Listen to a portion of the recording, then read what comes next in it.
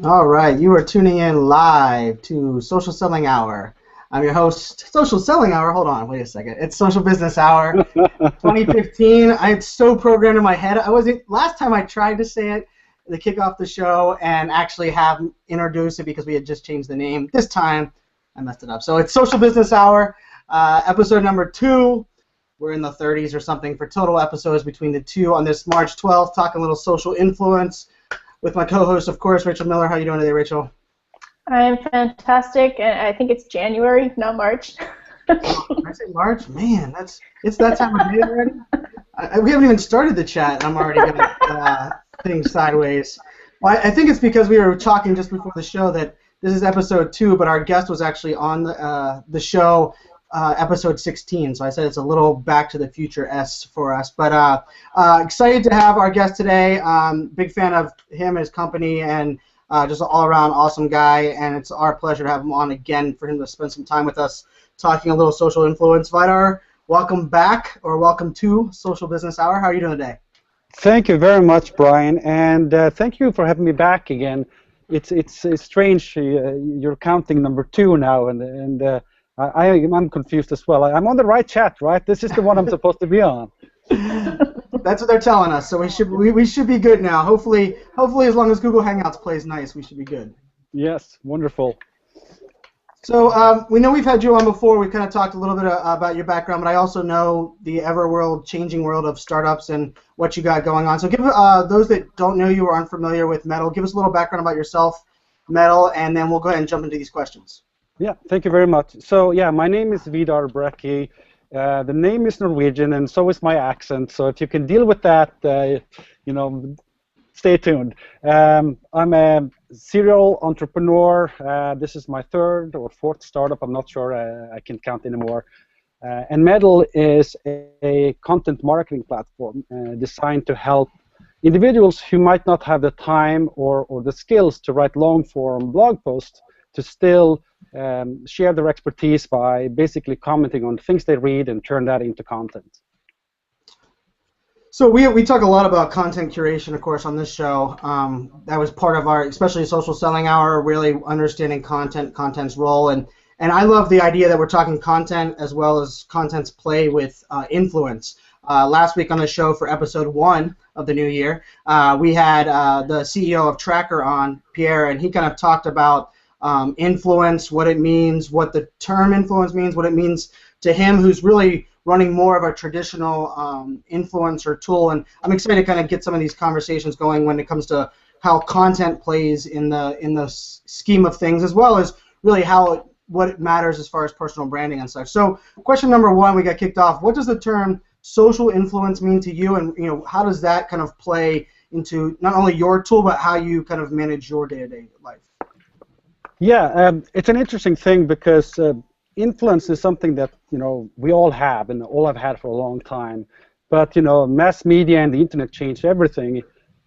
I think it was Andy Warhol who said that in the future everyone will be famous for 15 minutes, and I think that the idea back then was that it's not just people who deserve to be famous who's going to get some fame and notoriety, but people who also don't deserve it. And we're seeing that, of course, today, both on TV and on social media. But what's really changed with social media is that maybe it's not so much that we get famous for 15 minutes, but that we get famous to 15 people.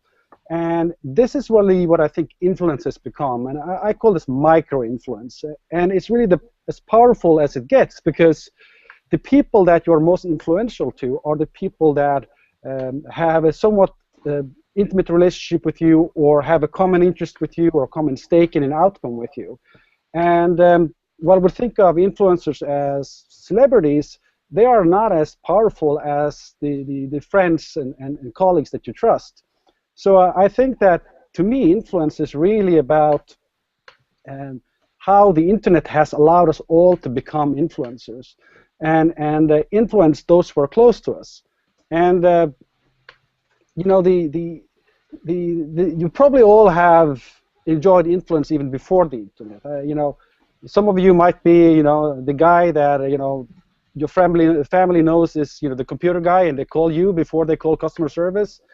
And that's influence, right? And when you are becoming a person who people trust more than the brand they bought something from.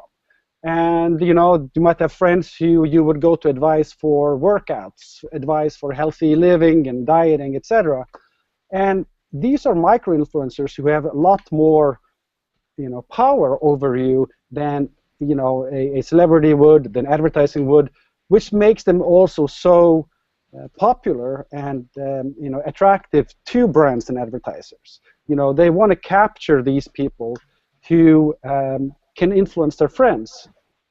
And I think that as a company, you'd rather have an army of micro-influencer than one big celebrity influencer, because that celebrity might fall out of race or and do something silly one day, or they might just go for somebody else with more money, and then you're left with nothing. But if you lose one out of a million micro-influencers, you're still going to be okay. I think really, not only does social networks allow you to extend your influence over your friends to their friends and their social graph, but because you can do so, those 15 people quickly multiply into a lot more people. But at the same time, you're still a micro-influencer, and the micro-influencers are really the ones that interest me the most, because that's really all of us. Yeah, I think that's a good point. Especially, I think of micro-influence. I think of it as ones that have a strong relationship with their community, that the community recognizes, and that's really what the true influence is. Yes, Beyonce can be an influencer in the fact that she's going to drink Pepsi and more people are going to drink Pepsi, but the people that are around my circle and the people that I relate with, we don't have a relationship with Beyonce. So what does that get me to take it to the next step? And I think that's partially this new age of influence, where we're hopefully understanding how people are not only engaging, but the true reason we're investing in influence is so that we can help make people make better decisions. And I use this reference all the time, but we don't go to our favorite restaurant and ask the restaurant if their food is good. We ask our friends, we post on Facebook, we check Foursquare and Yelp and those other areas. So I think that's partially where this influence is an interesting mix. Now, I'm curious, before we get into kind of the next question, the idea of micro-influence, is that something that you brought it up, Pierre brought it up last week. Is that something that is new, or is it more something now that it's a trend because influencers, we're all are able to be our own sales marketing team, or able to be our own PR person? I believe in the power of personal branding, but is micro-influence now being forced upon us because anyone can almost broadcast themselves as big as an influencer in the past? Well, I think that what people need to realize is that they can't hide. As long as they're online, they're going to leave some footprint. They're going to leave an impression of somebody, and this is your personal brand. If you maintain it or you don't maintain it, it still says something about you. And most people who are influential because they're authentic and credible, not because they're actively trying to influence somebody. They're influenced because they actually care for others, and they put others' interests first, etc. And I think what's interesting about what's happening now is that you can put other people first and focus on serving others, but it has so much more of an impact. And it's powerful too, because when you think about it, it used to be maybe that your friends and family knew that you were good at something, but now you can actually focus on providing services to a very specific niche of people who you have a common interest with, and suddenly you're famous to 15 people who can forward your career, who can make introductions to customers, to investors, to new jobs, etc., because you are influential to 15 people who matter.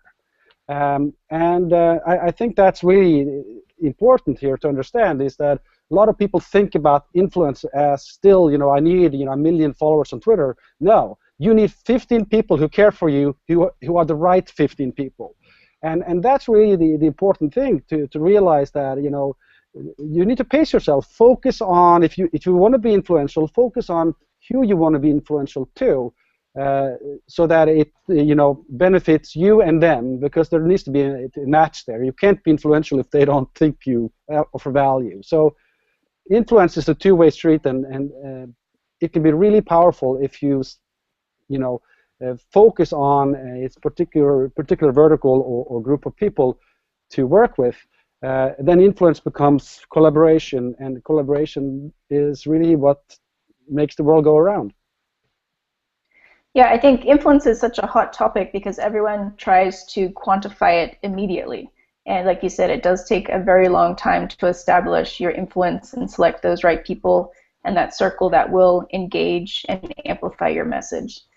So the Twitter stream quickly goes to clout every time we bring up this topic, which I think we all know you can game it, but it's still a fairly reasonable determiner of influence. Well, yeah, I think that the clout discussion is interesting because, I mean, for whatever it's worth, if people really understand what clout really made their mistake on is, clout was trying to put a number on a holistic view of social media, and they failed to give a transparent insight on really what algorithm they were using and how they were making this all matter. And unfortunately, because of that, when people started to game it, you couldn't tell the difference between who's gamed the system and who hasn't. And I said it last week, I spend more time defending my clout score because it's fairly high and I'm fairly new to the industry. And I didn't game the system, I just had a lot of engagement on one of the platforms that they weigh heavily. So I think influence number is interesting. And I'm curious, Vidar, from a as a CEO and as a startup in many aspects, when you're looking at influencers, and I know score, let's not talk about score, but where do you look at? Do you look at like platforms, or do you look at specific industries, or maybe even specific, even a broken down micro element of that below an industry where you just want someone that's influential on PR in the healthcare industry? How do you break down that that bigger influencer chunk? Well, I think what's important to figure out is that you can't just go and say, I want to reach out to the most influential person. That person may not be the right person for you. I remember when I raised money for my startup, and the thing is, investors will say that, if you're talking to me directly, I don't want to talk to you. But if you know somebody who will introduce you to me, then I know that you got the kind of connections that I value. And it's kind of the same thing. It's like, if you want somebody who is an influencer to, work with you, or you want to approach them, it's a lot more effective when you are somebody to them, because you're somebody to somebody they know. And I think that influence is not numbers, it's relationships. And you need to focus on influencing the relationships that are meaningful to you, rather than look at people with a certain score. This is why I actually don't think clout does much to measure influence, other than it's a popularity contest that may not be the contest that you're competing in. So I think focus on building a relationship with people who are meaningful to you, whether they have a score or not.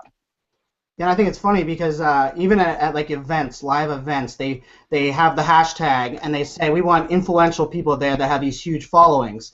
And the funny part is, people, when they're following a hashtag, no matter the tool, if you're using TweetDeck, Nerf, or you're even using TweetChat, or even in the native Twitter, the number of followers does not give that person any more visibility of their tweet in the stream of that hashtag. They're the exact 140 characters that someone with one follower has. So it's actually providing value and quality to that stream. And so I think that's partially of the problem in the clout world, is that is what's happening in events still today, is they're picking people because of their broad reach, yet they're only wanting to focus with people that are actually following this hashtag, and that reach doesn't really matter. So I think that's interesting. So when we get into question two, Meddleit, and for those that aren't familiar with Meddleit, you'll see throughout my feed and in the feed actually coming out right now, the idea of really, I found extreme value in, when I wasn't blogging, or even when I wasn't blogging and wanted to share insights, curating content but adding my insight, and really Meddleit makes that possible, as well as gives your content a home. So as it's evolved, and as content's involved, as well as personal branding and the word influence, what was your original, I guess, position and goal of the tool, and where are you looking at now? Like, what problems are you solving with that tool today?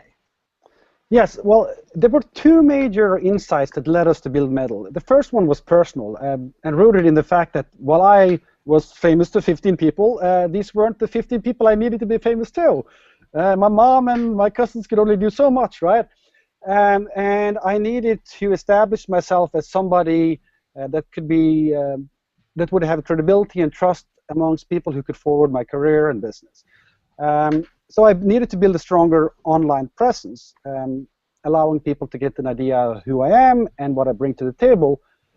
But the challenge was that, like most professionals, my day job did not include self-promotion. And I didn't have necessarily the skills to be a long-form content writer. And without content, I was basically invisible. There was nothing to share on social networks that led back to me. I wouldn't end up on a Google search because there was no content associated with my person. So I knew I had to solve the content problem first. And talking to a lot of friends and colleagues, we realized that often the exchanges we had with each other were around a piece of content we read, and our opinion on it and advice to somebody based on that content.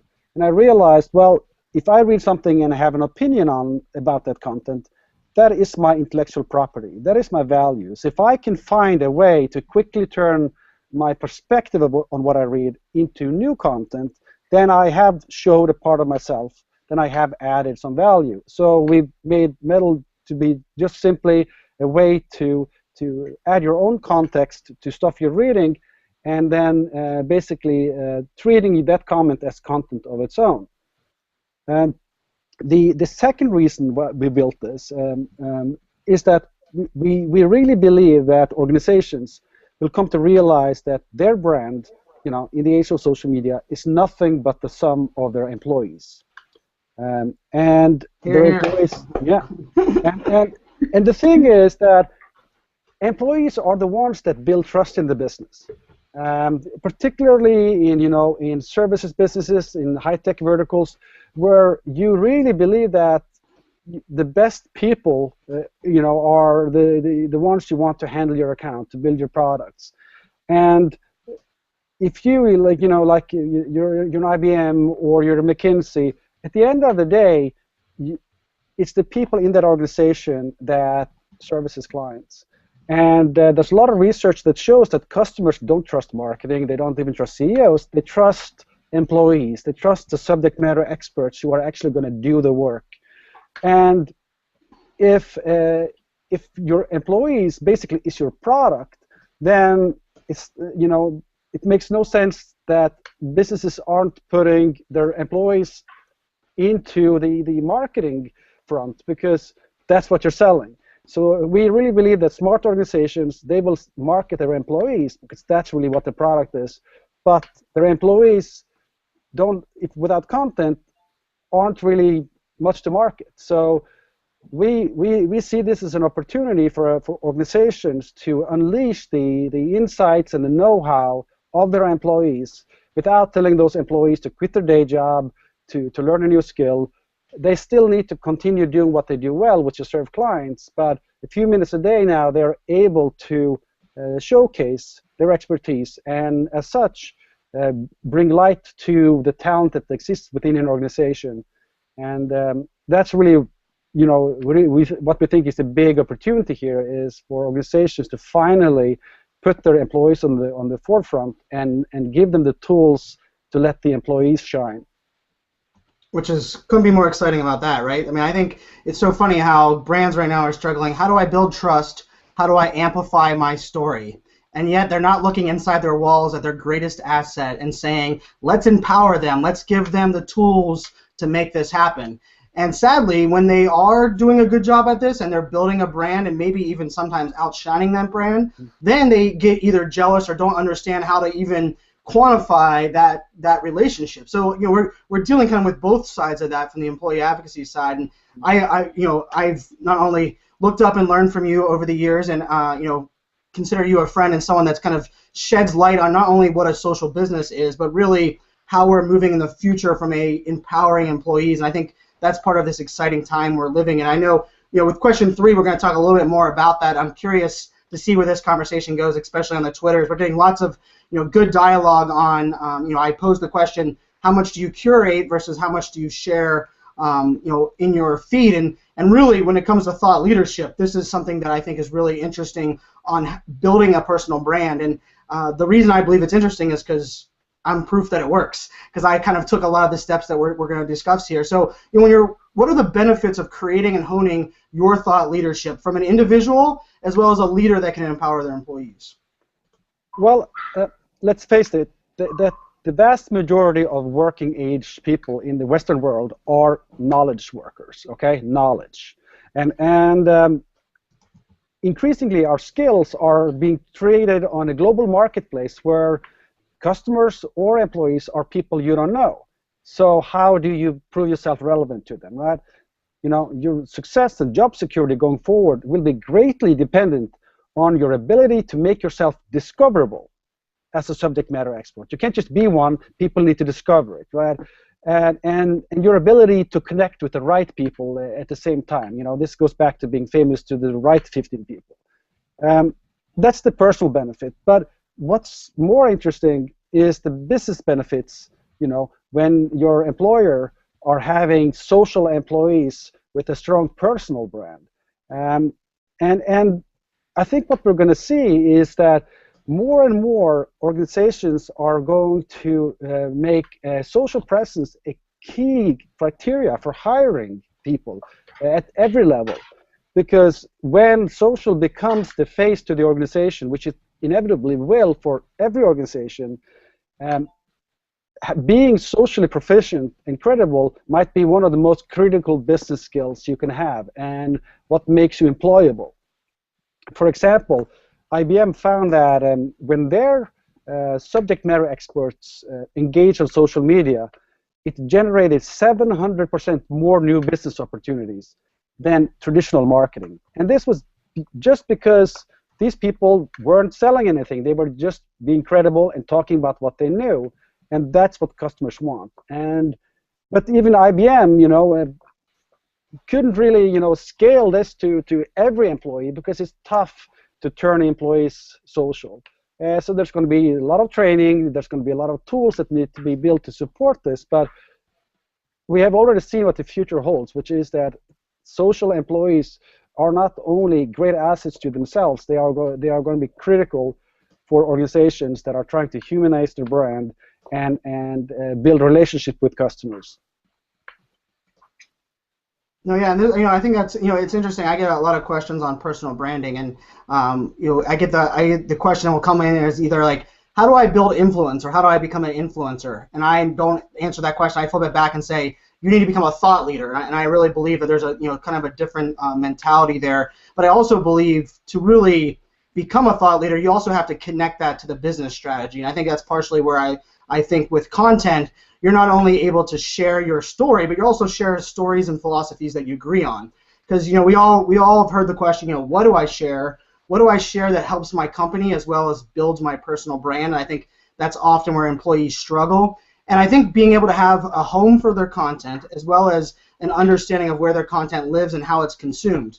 Because I don't want, you are not a social business and you are not empowering employee advocacy if you have your social media manager tweeting out of every single account of your employees. Like, that is not what is actually happening, and unfortunately that's been misstrued as this element of employee advocacy. So I'm curious, when it comes to curation and you're seeing these problems, and where do you see the biggest, I guess, employee advocacy or employee amplification problem that needs to be solved when it comes to content sharing? Well, I hear you're touching on something that's close to my heart. So one thing that I think has happened in this whole employee advocacy field is that 90% of brands got it wrong. They think that employee advocacy means you are turning your employees into mouthpieces for the company. And it's the same old kind of, one-way advertising model where the marketing department creates content, and now it's decided that employees are going to be the one to push it out. I think this is a horrible use of employees to have them, just repeat what the marketing department said. It doesn't add to their credibility. It actually destroys it. And also, who wants to subject their friends and colleagues online to PR all day long? I think employee advocacy done right should be called employee branding. Instead of asking the employee to promote the company should promote the employee. This is the only thing that is going to be great for retention. This is going to be great for connecting with customers. And because employees are more credible than anything else, companies who focus on branding their employees as experts are really the ones that are going to get it. But it's very easy for a marketing department and say we're going to just have our employees repeat messages because they've been controlled, they've been sanitized, and all that stuff. But it's not social, it's not authentic. But it's going to happen for a long time. That's the typical mode of this. But I don't believe in that, and at Meddleit we're going in a very different direction. No, I love everything you're saying. I believe in it. It's part of our content strategy at Pipeliner, and definitely what we're promoting at Millennial CEO. And I think you can share your marketing department's content, but using a tool like Meddleit allows you to add the context, which acknowledging that every employee has a different network, but you can still amplify and engage is a powerful thing. So I think it's empowering your employees, yes, to share the content, but definitely add that layer of context that's going to make it more digestible to their unique networks. Absolutely. Which is a good lead-in to question 4. If content is king and engagement is queen, what role does context play? So I actually think that content isn't king. I think engagement is king. Because it is the desired outcome. And I think I actually heard you, Rachel, in a different chat kind of say that, content without an audience is kind of worthless, right? So I think that you need both, right? But what you really want is the engagement. So that kind of becomes king. But the interesting part here is context. And I think if we think of content as what and the engagement as the who, context is the why. Why are you sharing content with specific people? And it's in the context that you're adding value. Whenever you're providing content to somebody, the answer should be in that content. If I share an article with either one of you privately or on a social network, you shouldn't be asking yourself, why is Vidar sharing this? I should be able to bridge between that content and your interests, and so that you would say, oh, thank you, you understand my challenges, you understand my needs, and here you're providing a piece of content and you're editorializing it in a way that becomes relevant to me. That's context. Without context, there's just a stream of noise that you're basically asking other people to figure out, what the meaning of it is. Context is you putting it into a system where other people can benefit from your knowledge. So I think content and engagement and context, they're kind of this holy trifecta that you need to provide in order to provide value and be a thought leader. Without the context, you're really just a repeater machine that nobody knows why you're sharing what you're sharing. Yeah, I find it interesting whenever we're sharing content or we're talking about content. A content is that another element of the ability to storytell and share your value. But at the same time, content doesn't have to mean a blog post, right? Like a traditional written blog post. It can be all forms of content. Media, what we're doing right now, we're engaging with the community. This is content that we're creating that, I partially told Rachel, and Rachel and I were talking about this whole, looking back at our social selling hour of 2014, I had the best job ever. We created this chat, and I got to interview 30 thought leaders and learn from them for an hour every day and ask them questions that I wanted.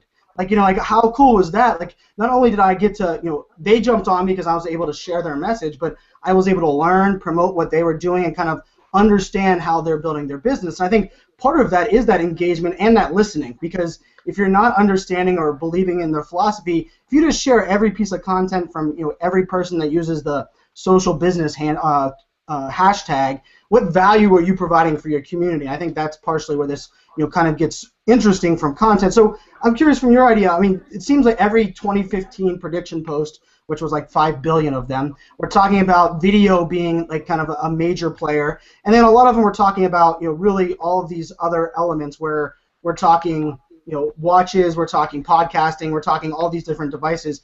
I really believe in the data being the foundation and the future of innovation. And I was curious from a influence and content perspective, how do you feel about data? Because I know in your tool you're actually able to empower the leaders and the brands with data to understand what's being shared by who and what's being consumed. How does data fall in that mix for you when it comes to influence and thought leadership?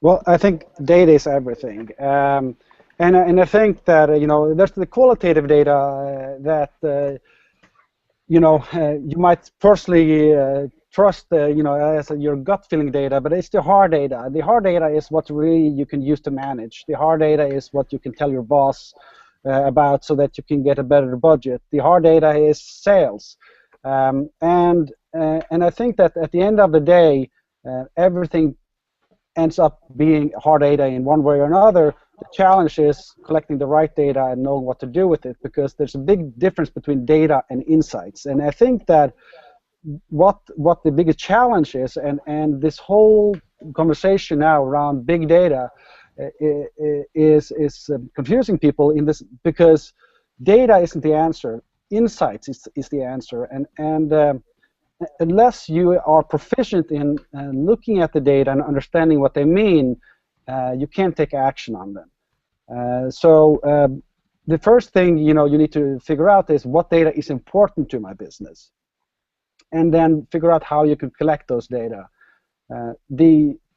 What I think is very interesting today from the big data perspective is that it allows you to process data at a volume and speed never before seen, which gives you insights you couldn't have before. And that's exciting, because now you can use that to improve your product, improve your service in ways that was unimaginable before, because you can see correlations that weren't there before. But again, you can't see correlations until you know what you're looking for. So I think that we're entering a new age of data where data proficiency is going to become more important than ever before. And I think we're going to, this is a very good time to be a statistician, but it's also a good time to be a strategist who can understand what the data mean. So we're building into our platform now for enterprises the ability to not only understand which one of your employees are sharing content, the most content, but which social network are they more effective on, what kind of topics are they more effective on, what kind of topics and people drive downloads or purchase, etc. There are so many variables that we can now collect and provide organizations with that will help them in their decision making. But but it all comes down to understanding what the data mean, and right now technology can't help you with that. It still needs people to do so. Yeah, I agree. I think there has been so much talk about big data. I think every Twitter chat has addressed that over the last 12 months. It's not new, but it's that situational knowledge that humans can give to that data that makes it actionable. So I'm excited that, yes, we can track things a little bit more accurately going forward, especially in content marketing, influencer marketing, social influence. But again, you do need that human, whether it's intuition or situational knowledge, is definitely going to play a bigger role going forward, in my opinion. Yeah.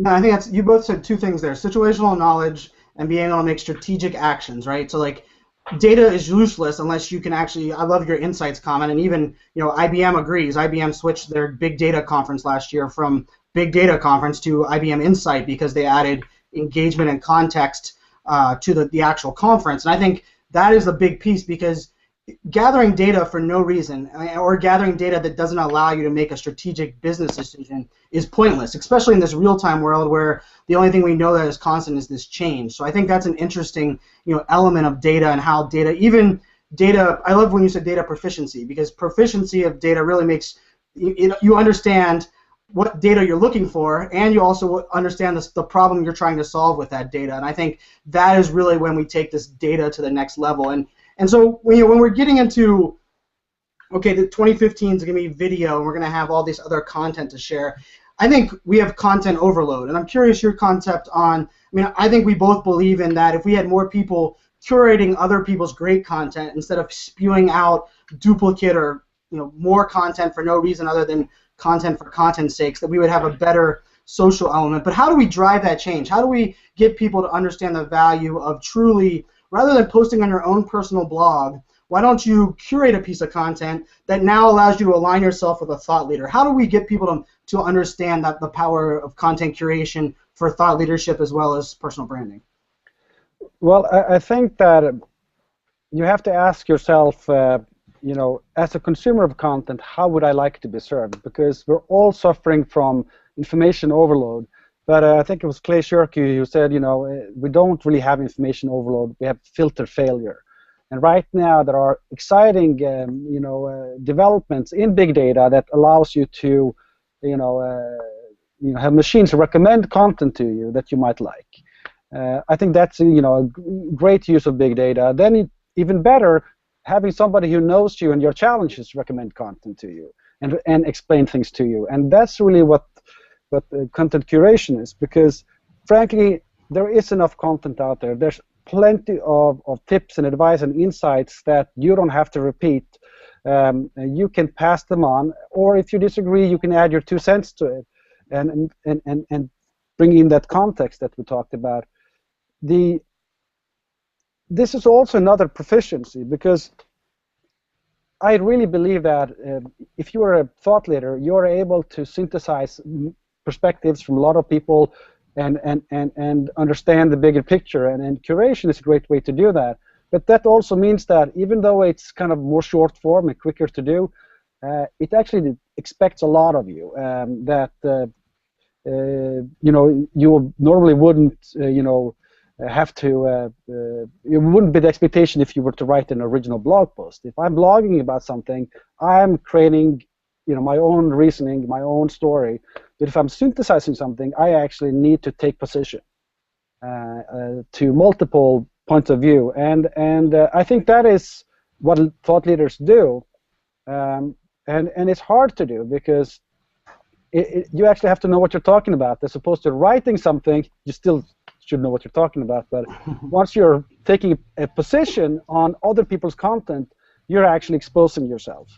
So I think it's a fantastic exercise in showing thought leadership. It's a fantastic exercise in adding value to people who have content overload. If you're saying, okay, I am the expert on social selling, and I've read 20 articles today, and these are the 2 that I think are worth reading. I've done all the work for you. Here are the 2 worth reading, and here's why. You are adding a lot of value. Curation, I think, is an overlooked content marketing strategy, because people think that it's about creating a list of articles, while it's really about making sense of the world, which is really a higher level skill, I would say, than creating content from scratch. Yeah, I agree, and even though I'm a big fan of Meddleit, I use it, but I do find myself sharing posts that I agree with more often than those I disagree with, which I think is maybe kind of what you mentioned, is you do have to do your research and really be sure of yourself if you're going to express disagreement with someone who's probably a little bit more well-known than yourself. So you're walking a scary path, but I would definitely encourage people to seek out content that perhaps challenges their current mindset. I think it'll be a faster way to learn and definitely grow your network. Absolutely. So I'm curious. So how do we get executives and leaders to buy into understanding the power and the importance of this? I think part of it is, I heard this argument for a long time that if you curate content, that's fine, but you're just giving someone else the link. They're just going to their page, and all this, the SEO conversation comes on. But then there's another element of, well, what's my goal? If I don't have a goal to drive traffic to my website, why do I care if they go to their own website when you're sharing a piece of content? So I think part of it comes down to understanding the strategy that comes into what you're sharing on social media. But I'm curious, from a leader, from an executive, from a CEO, the first thing we always hear is they're too busy to share content or curate content or even beyond social media, and busy is just a piss poor excuse. But when it comes down to it, how can we get leaders to really embrace the power of this so that they actually invest in training? Because I think training is probably one of the biggest things that we're missing, and I think it includes training the C-suite as well as training the new hires. And we can't forget that leaders are often probably behind the curve even more because they are quote unquote too busy to understand and sit there and understand what's going on. So how do we get leaders, executive CEOs like yourself, to really see the value of investing in training your employees on how to build a personal brand, create thought leadership, and curate content? Well, I think here's where we come back to data. There's a lot of leaders out there that just intuitively understand the value of connecting with people, that intuitively understand that their people is what is driving the company, and it's their people that customers are connecting with. They don't need data to know that. But I think we're going to see the biggest shift when we have data that shows how these social organizations are outperforming. And I think we're seeing more and more of this. But the C-suite, they are, visionaries, many of them, and this is why they are CEOs. But at the same time, they're also responsible to a board, etc. So they're always going to look at finding a balance between being visionary and being focused on, being efficient with money and resources. And until these two things become one of the same in their minds, we're not going to see it fully embraced. But I just love the fact that some of the biggest organizations in the world, like IBM, get this, and they're doing whatever they can to live up to this opportunity and to this promise. So I think that just the way the biggest organizations are leading the way, I think also it needs to be the executives who need to provide the infrastructure and the training for the organization to become social. And it's going to happen bottom up or top down, one way or another. And I think if I was the CEO of a big company, I'd rather be in control of it. And I think that's interesting. And not to mention, anyone who's a CEO of a company or a leader in a company, if you ask them who's the best person explaining their business value and explaining their story, it's going to be them, right? I mean, they're the ones that have the passion, they're the ones that lives it, believes in the solution. So if they're able to convey that story and amplify that with their employees, it seems like a no-brainer. I'm a big fan of the tool Buffer because, Buffer aligns and builds a lot of their messaging and their platforms by amplifying their employees, but also their senior leadership is engaging. They have a video, they do a YouTube show, they post their own blogs, and part of that is really they're telling us the story as well as all of their employees, and because of that, we now trust the company, wholeheartedly across the board. And I think that element of trust, it's funny, we have conversations on influence, content, social selling, direct sales. We had Tamara McCleary on here talking about, the relationship. Everything comes back to trust. It's so interesting how all of this elements is, if we want to build trust, why aren't we, amplifying that? So as we kind of wrapping up, we have about 13 minutes left, and we have lots of interesting things coming on the Twitter feed. A couple really good ones. Originality and standing out from the crowd was one that a couple people have kind of brought up, or we're curious on how do you, if you're not curating or creating your own content, how do you stand out from the noise or stand out from the crowd if you're only curating it, or maybe if you're only sharing other people's things? And I have kind of my own opinion on that, but I'm curious what your thoughts are on that. Well, you have to realize that half of the newspapers that you read and you trust, they have curated content from the Associated Press, from Reuters, etc. It's all about building a brand around being the place where you get the best information. If I were to consume any product, service, information, or even go to a restaurant, I don't care so much about if the food is made in the restaurant versus it's being the best food I could ever get that's being served in the restaurant. I don't go to a restaurant and hope they made their own wine. Frankly, I hope they didn't make their own wine. I think somebody else is going to be better at that. And so, the restaurant is a great place for all of these things to come together. The best ingredients from around the world, the best wines from around the world. So I trust this restaurant, and I trust the chef of putting together a great menu.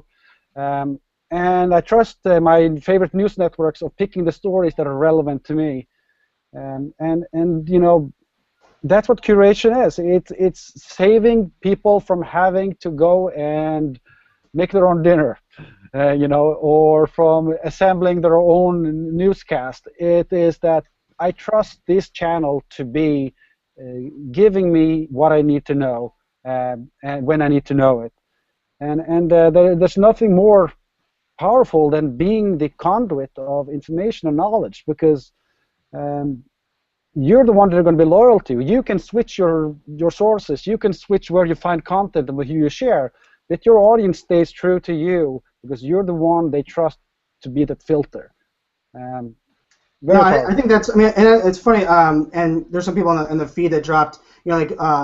I said Buffer, and the other one being on the other side of that same tool element is Hootsuite. And I remember the first reason I ever even found Hootsuite was that I was a big reader and believer in Ryan Holmes' strategy and philosophy. And so when I bridged from social business to social media, I found Hootsuite because it was the company that he was, the CEO of. But at the time, I didn't even know I believed in his philosophy. He didn't have to sell me on his tool because he already had sold me on his philosophy. So because he was part of that tool, I jumped on that. I think that's partially what this, understanding has to come back to. And we're seeing a lot of that in the news feed where, the social executives that get it are really providing value, not selling their tool, and they're more telling their story kind of to go beyond that. And I think that includes listening, but it also includes having a story to tell. So I think that that's a big element of this piece. So as we kind of talk this influencer game, where can if someone's listening right now or someone's in our feed and they're trying to get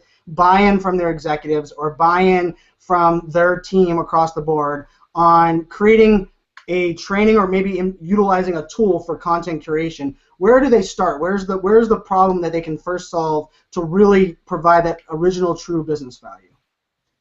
Well, I think that a good metaphor for any organization is to think of themselves as a publisher, and think of their presence as being informing and providing content to their customers.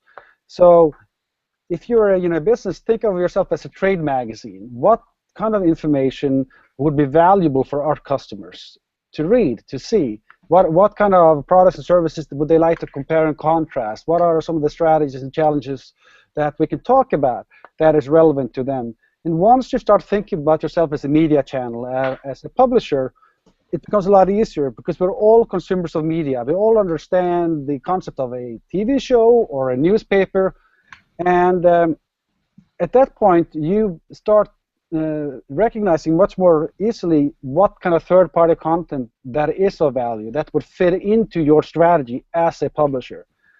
And I think what we're seeing actually is that a lot of brands, they are not just thinking of themselves as a publishers, they are becoming publishers because they realize that why can't they be the not only the curator but the producer of content that otherwise one would expect some other publication to provide. So I think at the end of the day, it is being that trusted resource, and curation is a very simple way to get started.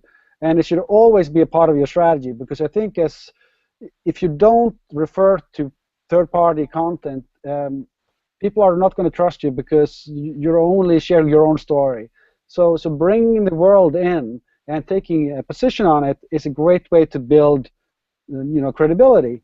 But just taking the publisher, mindset and metaphor to heart, I think that solves a lot of challenges in terms of why do we do this, how do we do this, how do we get started.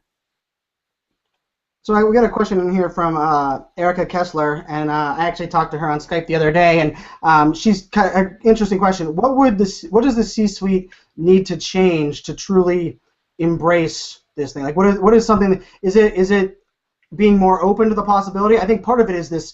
I believe it's a little bit. We've been too risk adverse, and maybe it's because we've been misinformed by the wrong people, or we haven't really measured the true risk versus reward, because a company that is still ignoring the internet with no website and no social presence is probably not a company very much longer. So the idea of ignoring something because it has risk, I think, is just idiotic. But when it comes to that C-suite adoption of social content, employee advocacy, personal branding, all of these things that build up this influence, where does that C-suite first have to change when it comes to that philosophy or strategy? I think that they have to start thinking that the best thing that can happen to them is if their company was full of superstars, because it's, early on people were afraid of employees becoming more prominent than their CEOs or more prominent than the company. And there are examples of companies that one or two employees have a lot more Twitter followers than the company handled. But this is not a problem. This is actually a blessing, that you actually have people who can connect with others that represent your company. On social media, organizations have very little social capital. It's just not, corporations aren't people. And the more you can make people what customers think about when they think about your company, the better. Unfortunately, it can, you have companies like Apple that were like cult of personality, and that's not what I'm saying, because that's not sustainable, that's not repeatable. But if you can create the entire C-suite who are known, entities online, I think that it speaks volumes of the company and their attitude to knowledge, their attitude to sharing, their attitude toward what it means to be an employee there. And I think that anybody who puts their people first and put their people on the forefront is going to attract people, which I think is what most customers are. And I think that's interesting. I think there's also the element there where it fits into, I think a lot of these leaders are already great thought leaders. If they're presenting at a conference, they're selling out that conference.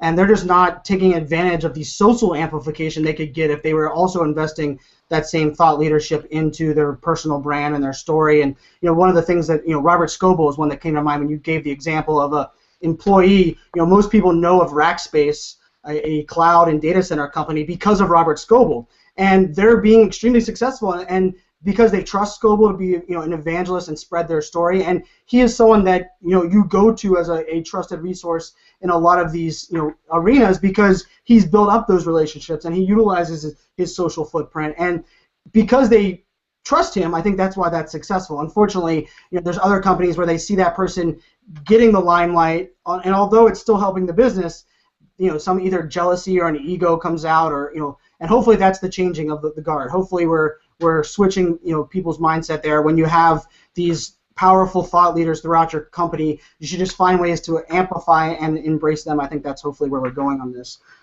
So I know we really appreciate you joining us. We're a big fan. Not only joining us today for episode 2, but going back in the future and joining us at episode 16 of Social Selling Hour last year as well. Some big things coming up with Meddleit. I know we had kind of talked about that how it plays in, lots of things with data, employee advocacy, social business. So where can people find you? Where can they get more information?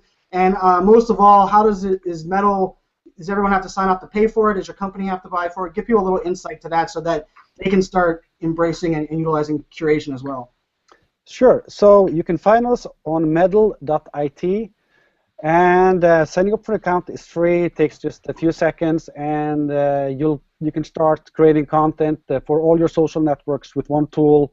We're also very excited that in about 2-3 weeks, the God's willing, we will also launch a completely revised version with blogging features. For those who are ready to take the training wheels off and move from curation to creating original content, you can do that from within the same product, and a lot of new enterprise features that give companies better insights into what content their employees are creating and sharing and what's working for them.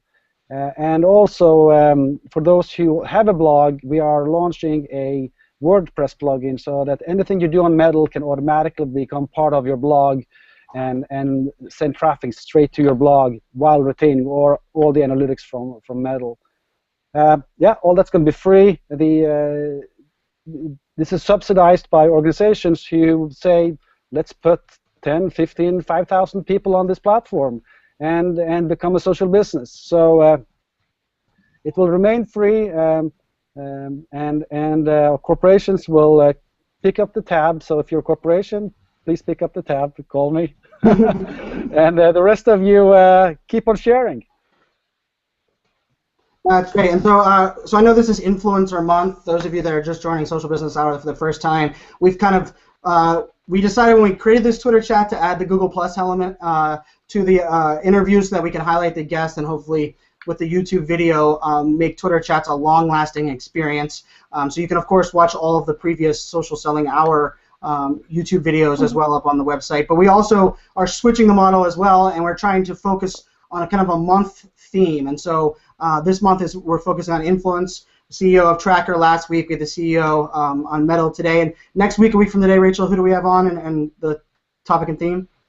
Next week we have the CEO from Twitterland joining us, and then we're having all of this month's guests back for a big panel at the end of the month, which I'm super excited about. So definitely mark your calendars for that day, everyone.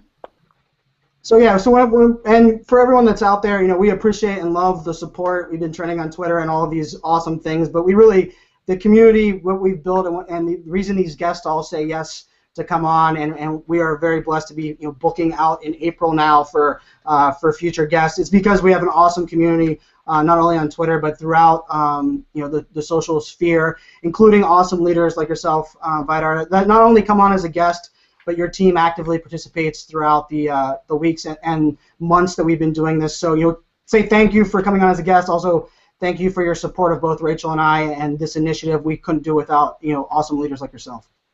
Thank you. I love you guys, and I'll be happy to join whenever you need me. Awesome. With that, we will see everybody next week, same time, same channel. Cheers. Bye all.